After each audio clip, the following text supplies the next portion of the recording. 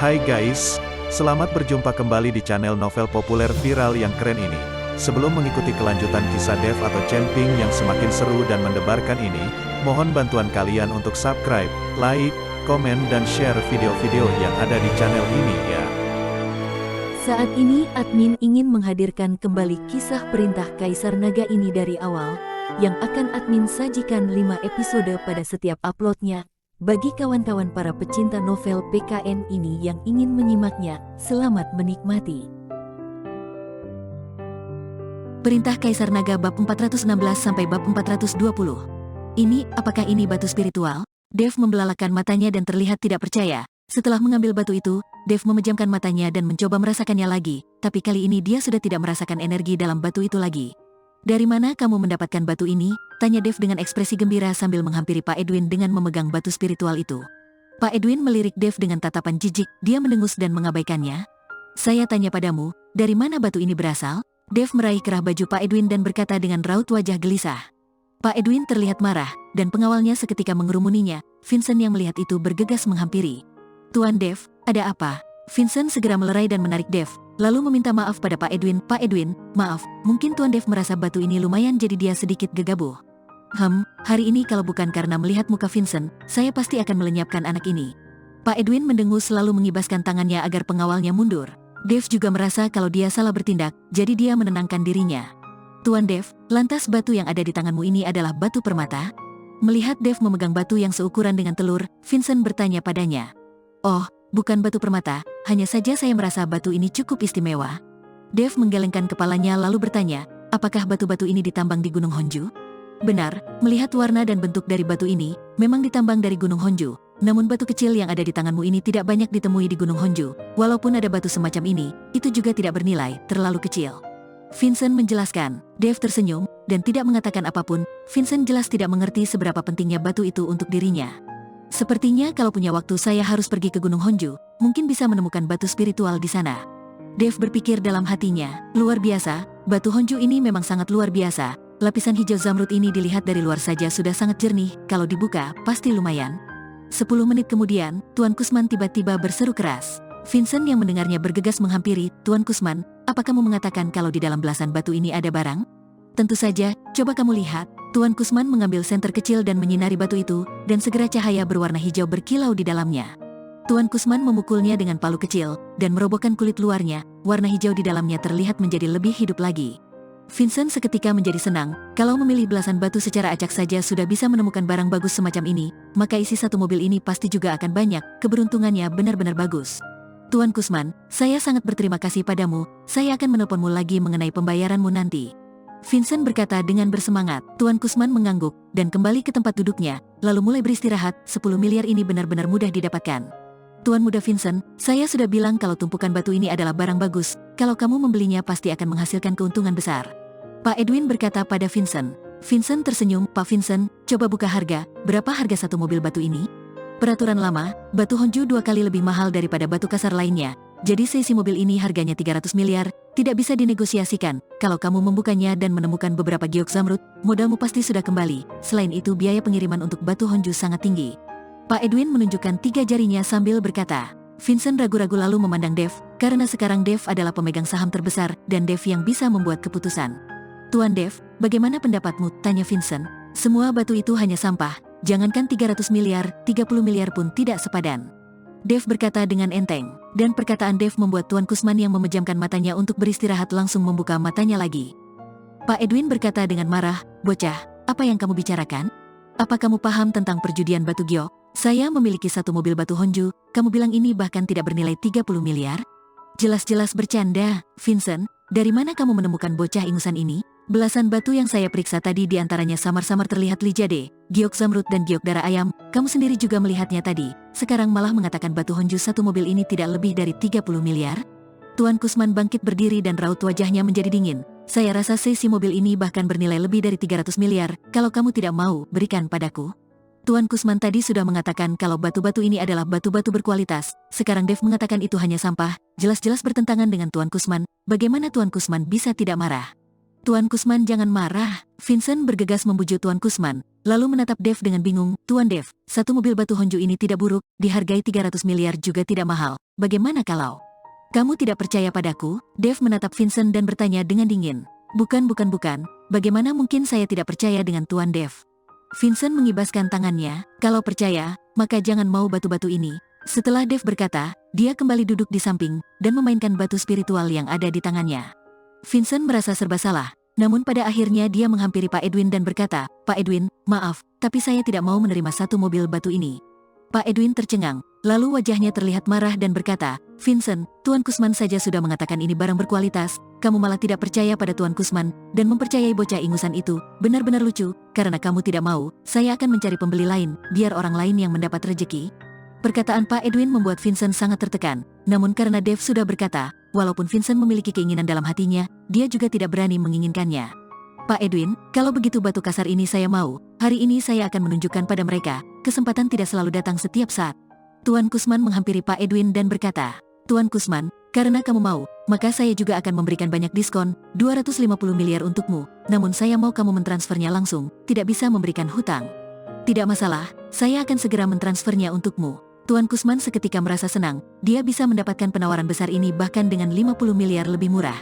Karena uangnya sendiri tidak cukup, Tuan Kusman mulai menelpon untuk meminjam uang, lalu memanggil orang kemari untuk mengangkut batu kasar itu. Sekitar 1 jam kemudian, uang Tuan Kusman akhirnya terkumpul dan mentransfernya langsung kepada Pak Edwin. Melihat batu-batu kasar itu, Tuan Kusman menjadi sangat bersemangat. Dia menatap Vincent dengan dingin, hari ini saya akan menunjukkan kepada kalian anak muda, apa itu batu honjo yang berkualitas, batu-batu yang sudah kuperiksa masih ada yang berani mengatakan itu sampah. Setelah berkata, Tuan Kusman memerintahkan seseorang untuk memotong belasan batu yang dia lihat tadi. Saat batu itu dipotong, Tuan Kusman memperlihatkan wajah penuh kebanggaan. Dia percaya belasan batu yang dia periksa tadi pasti akan berisi batu permata. Tuan Kusman, perjalananku masih panjang, saya harus segera kembali, kalian tetaplah di sini dan membukanya pelan-pelan ya. Pak Edwin yang melihat adegan itu berkata pada Tuan Kusman, Pak Edwin, jangan pergi, ayo saksikan bersamaku, agar pengetahuan anak-anak muda ini bertambah. Tuan Kusman berkata sambil menarik Pak Edwin. Raut wajah Pak Edwin tampak canggung, hanya saja dia tidak punya pilihan selain tetap tinggal. Vincent melihat dari samping, dan matanya sudah memerah. Dia benar-benar merasa iri, sayang sekali Dave tidak mau menerimanya, jadi dia hanya bisa menonton orang lain menghasilkan uang. Segera, belasan batu kasar itu dibuka, dan saat batu itu terbuka, semua orang tercengang. Setelah batu-batu kasar itu dibuka, tidak ada apapun di dalamnya, itu hanya batu biasa, yang dipenuhi dengan retakan. Adapun warna hijau dan merah yang terlihat dari luar hanya lapisan di permukaan batu yang seolah-olah sengaja dioleskan. Ini, bagaimana ini bisa terjadi? Ini tidak mungkin kan? Mata Tuan Kusman terbuka lebar, dan dia melihat belasan batu itu seperti orang gila lalu berteriak, teruskan buka semua batu kasar yang ada di sini. Segera, belasan batu dibuka lagi, tetapi tidak ada yang ditemukan, semuanya hanyalah batu biasa, tidak ada satu biji giok pun di dalamnya. Tidak perlu dibuka lagi, tidak akan ada apa-apa, menghabiskan waktu saja. Dave bangkit perlahan, dan melemparkan batu spiritual yang ada di tangannya keluar. Pada saat ini, energi spiritual di dalam batu itu sudah sejak tadi diserap habis oleh Dave. Tuan Kusman tampak seperti orang bodoh, tubuhnya bergerak 2 kali, lalu menatap Pak Edwin dengan marah, kamu berani membohongiku, cepat kembalikan uangku. Tuan Kusman menarik kerah baju Pak Edwin dengan erat. Pak Edwin tampak marah dan tidak menunjukkan rasa hormatnya lagi. Dia mendorong Tuan Kusman, dasar tua bangka, aturan di perjudian batu, kalau kamu salah lihat, kenapa malah menyalahkan saya? Setelah mendorong Tuan Kusman, Pak Edwin berbalik dan hendak pergi dengan pengawalnya, tapi Tuan Kusman bersikeras, hentikan mereka, jangan biarkan mereka pergi. Orang-orang Tuan Kusman seketika mengepung Pak Edwin dan pengawalnya. Pengawal Pak Edwin yang melihat kejadian itu seketika turun tangan, dan dalam belasan detik, mereka berhasil menjatuhkan orang-orangnya Tuan Kusman ke tanah. Pak Edwin mendengus, lalu menoleh ke arah Dave dan berkata, bocah, saya akan mengingatmu, sebaiknya jangan sampai saya melihatmu lagi. Setelah mengancam Dave, Pak Edwin pergi bersama para pengawalnya. Pada saat ini, Tuan Kusman tersungkur di tanah, wajahnya pucat dan dia mulai menangis. Dia meminjam uang untuk membeli semua ini, dan sekarang semuanya menjadi sampah. Uang sebanyak itu, bagaimana dia bisa membayarnya? Dave melirik Tuan Kusman lalu berkata pada Vincent, ayo kita pergi. Vincent menganggukkan kepalanya dan mengikuti Dave dengan penuh hormat. Sekarang dia sangat kagum pada Dave, kalau bukan karena Dave, yang terduduk di lantai dan menangis saat ini pasti dirinya sendiri. Tuan Dave, kita mau kemana? Dalam perjalanan, Vincent bertanya pada Dave, pergi berjudi batu, bahwa saya melihat semua batu kasar yang ada di kota Ithaka, saya sekarang kekurangan uang. Dave berkata tanpa ragu-ragu, baik. Vincent tampak bersemangat dan membawa Dave pergi ke jalanan tempat perjudian batu. Setelah berkeliling sepanjang sore, Vincent dan Dave menyapu jalanan perjudian batu di kota Ithaka, tidak peduli batu kasar seperti apa, mereka bisa membuka batu yang berisi barang. Setelah melihat hampir seluruh batu kasar yang ada di kota Ithaka, seperti giok zamrud, giok darah ayam, ais jade, dan lain-lain, Vincent akan menjual batu-batu itu langsung di tempat dan langsung menukarnya dengan uang. Tuan Dev, sore ini kita sudah berhasil menghasilkan 2 triliun. Sore harinya, dalam perjalanan mengantar Dev pulang ke rumah, Vincent berseru dengan girang. Dev bersandar pada kursi, dan beristirahat dengan mata yang sedikit terpejam. 2 triliun masih terlalu sedikit untuknya, dan kekuatan spiritualnya sudah banyak dikonsumsi dalam setengah hari ini, dan sekarang tubuhnya merasa sedikit lelah. Setelah mengantar Dev pulang, Vincent menyimpan sebagian uangnya, dan mentransferkan sisanya kepada Dev, dan Dev juga berpesan kepada Vincent untuk membeli lebih banyak batu kasar, terutama batu honju. Bukan karena Dev menyukai batu honju, tapi dia berharap bisa menemukan batu spiritual lagi. Dengan begitu itu membuktikan kalau kemunculan batu spiritual di Gunung Honju bukanlah kebetulan. Saat masuk, Dev melihat Yuki sendirian, duduk dengan bosan di ruang tamu, dan saat melihat Dev pulang, dia bergegas menyambutnya. Setelah makan siang, kamu pergi dan baru pulang saat malam hari? Saya sudah hampir mati bosan. Di mana Ellie? Tanya Dev. Kenapa? Kamu merindukannya? Tanya Yuki sambil menatap lurus pada Dev. Melihat sikap Yuki, Dev merasa tidak berdaya. Kadangkala pikiran wanita benar-benar tidak bisa discak oleh pria. Saya hanya penasaran, kenapa dia tidak menemanimu? Dev menjelaskan, Ellie punya pekerjaannya sendiri, tidak bisa menemaniku setiap hari. Demi menemaniku selama beberapa hari ini dia bahkan tidak berangkat kerja. Yuki berkata dengan wajah pahit, kalau urusan di kota Ithaka sudah diselesaikan, besok kita kembali ke kota Surau ya. Ayahku sendirian di rumah, saya sedikit khawatir. Dev mengernyitkan keningnya, saat ini uangnya belum terkumpul, bahan obatnya belum didapatkan. Dev tidak tenang pergi begitu saja, lagi pula akan ada pertemuan seni bela diri dalam seminggu lagi, dan Dev berencana untuk berkeliling. Kalau kamu masih ada urusan, tidak apa-apa menetap beberapa hari lagi, saya hanya mengatakannya saja. Melihat Dev serba salah, Yuki segera mengubah kata-katanya. Tidak masalah, besok saya akan menemanimu pulang, tapi saya tidak bisa tinggal terlalu lama di kota Surau, saya masih harus kembali dan menangani sesuatu. Dev tersenyum ringan, dia kebetulan mengantar Yuki kembali ke kota Surau, karena di sana akan jauh lebih aman. Kalau di kota Ithaka, orang-orang dari kota Ithaka dan Lembah Palem bisa saja datang untuk mencari masalah, Yuki tidak aman berada di sini. Baik, Yuki mengangguk. Keesokan harinya, pagi hari Dev menelpon Fata dan mentransferkan uang yang ada di tangannya pada Fata. Dia berkata pada Fata dia akan memikirkan cara untuk sisa uangnya, dan meminta Fata berusaha berbicara pada Istana Raja Obat, dan memberikan waktu beberapa hari jagi.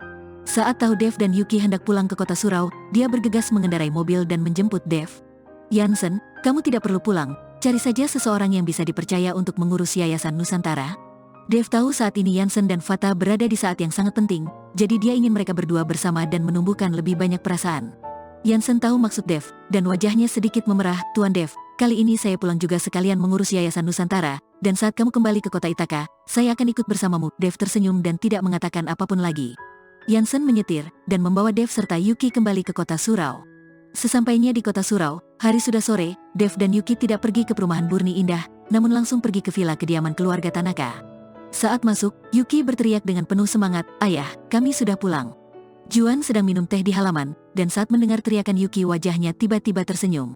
Ayo duduk di sini, Juan melambaikan tangannya. Dev membawa beberapa souvenir dari kota Ithaka dan meletakkannya di atas meja batu. Paman, saya tidak tahu kamu menyukainya atau tidak, saya membelikanmu beberapa souvenir. Hahaha, saya suka, semua yang kalian beli saya suka, ayo duduk. Juan menuangkan segelas teh untuk Dev.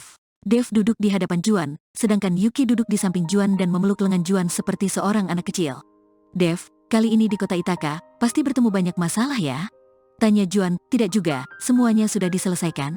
Dev tersenyum, kalau ada masalah, jangan dipikul sendiri, sekarang kita sudah menjadi satu keluarga, kamu tidak perlu sungkan. Kata Juan. Ya, Dev mengangguk. Juan memasukkan tangannya ke dalam saku, lalu mengeluarkan selembar kartu bank dan meletakkannya di depan Dev. Dev, ada 5 triliun di dalam sini, memang tidak banyak, tapi kamu bisa memakainya dulu, saya tahu belakangan ini kamu sedang kekurangan uang. Dev tercengang, 5 triliun itu sudah hampir setara dengan seluruh kekayaan bersih milik keluarga Tanaka. Paman, saya tidak bisa menerima uang ini, bisnis keluarga Tanaka sudah kamu bangun selama ini, saya tidak bisa menerimanya. Dev mengira Juan menjual seluruh aset keluarga Tanaka. Dev, saya sudah mendengarnya sejak awal saat kamu sedang menelpon, dan tahu kalau kamu sedang kekurangan uang. Oleh karena itu saya mengabari ayahku, cepat ambillah, lagi pula ayahku hanya punya satu orang putri, barang-barang keluarga Tanaka cepat atau lambat juga akan menjadi milikku. Yuki berkata pada Dev. Dev baru tahu, pantas saja saat dia baru masuk Juan sudah bertanya padanya apa dia sedang memiliki masalah. Dev, kamu terlalu meremehkan keluarga Tanaka ya, 5 triliun ini memang tidak sedikit. Tapi saya juga tidak perlu menjual asetku, lagi pula di dalam sini juga ada banyak uangmu, hasil penjualan pil peremajaan ada di sini, lalu karena hubunganmu dengan Yuki, hampir seluruh kota surau mengetahuinya dan banyak perusahaan ingin bekerja sama dengan keluarga Tanaka, dan membuat kami menghasilkan banyak uang. Lalu semua aset milik keluarga Kintan, kalau bukan karena kamu, bagaimana saya bisa membelinya dengan murah? Oleh karena itu, uang ini kamu pantas menerimanya, terimalah, kalau tidak cukup, kita pikirkan lagi caranya, karena kita adalah satu keluarga. Juan membujuk Dev. Hati Dev terasa hangat, dia menganggukkan kepalanya dan menyimpan kartu bank itu. Dengan adanya uang ini, maka uang untuk istana Raja Obat sudah terkumpul. Melihat Dev sudah menyimpan uang itu, Juan tersenyum ringan dan berkata, kalian baru pulang, istirahatlah dulu, malam ini ada perjamuan di Hotel Sawasde. Tuan Indrawan, Wali Kota Willy tahu kamu sudah pulang, jadi ingin duduk dan mengobrol. Lalu juga ada banyak orang kaya di kota Surau yang ingin menjalin hubungan denganmu. Dev tersenyum tidak berdaya, sebenarnya dia tidak terlalu suka dengan acara seperti ini. Namun karena Indrawan dan Willy ada di sana, kedua orang itu juga sudah banyak membantunya. Dia mau tidak mau harus pergi untuk memberi muka. Oleh karena itu Dev mengangguk menyetujui. Juan ingin Dev beristirahat di villa keluarga Tanaka, tapi Dev tetap berniat kembali ke villa perumahan Bumi Indah, karena di sana ada lebih banyak energi spiritual, dan Dev belum berlatih dengan benar sejak berhasil menembus fondasi. Juan meminta Yuki untuk ikut bersama Dev ke perumahan Bumi Indah. Bahkan dia tidak lupa mengingatkan Yuki, Yuki, kamu harus lebih memperhatikan Dev, ayahmu juga tidak kolot, kalau kalian bisa melahirkan cucu imut untukku, saya akan membantu kalian menjaganya setiap hari. Ayah, bicara apa ayah ini? Kami belum menikah, mana ada ayah yang bicara seperti itu pada putrinya? Yuki tersipu, dan memelototi Juan. Kalau begitu, besok kalian pergi dan daftarkan pernikahan kalian, ayah akan mengadakan pesta pernikahan untukmu, dan ayah jamin itu akan menjadi pesta pernikahan paling mewah di kota Surau. Juan tersenyum, tidak mau bicara denganmu lagi. Yuki menarik Dev dan pergi, menyisakan Juan yang masih tertawa di belakang.